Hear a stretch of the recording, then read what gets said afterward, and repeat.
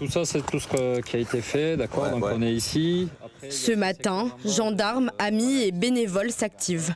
Disparu depuis lundi, Nicolas Olesi, 47 ans, reste introuvable. Parti en randonnée, il laisse un message vocal à son épouse dans l'après-midi. Il aurait perdu sa route. Les recherches débutent le soir même, sous la pluie, mais aucune trace ou indice pour l'instant.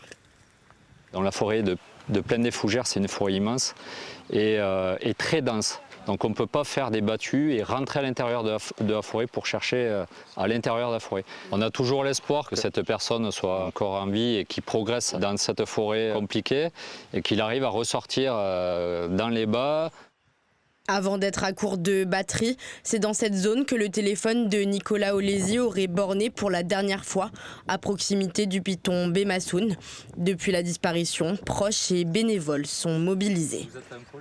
Et on ne sait pas s'il a emprunté ce sentier-là. On a des doutes puisqu'il est obstrué.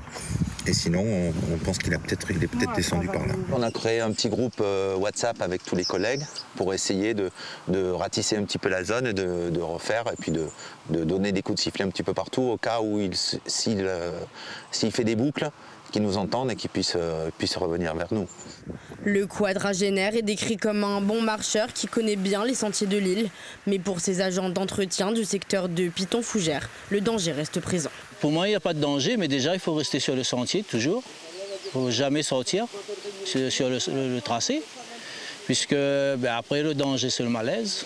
C'est très humide, c'est glissant, il y a des endroits plutôt sombres et il y a plusieurs sortes de... comme si c'est un sentier, mais en fait, c'est des cul-de-sac. Tous les sentiers balisés du secteur ont déjà été parcourus par la gendarmerie terrestre, aussi bien le versant de Salazie que celui de Sainte-Marie. Les prochaines recherches seront menées au moyen de drones et d'hélicoptères dans une forêt inaccessible à pied. Un appel à témoins a été émis.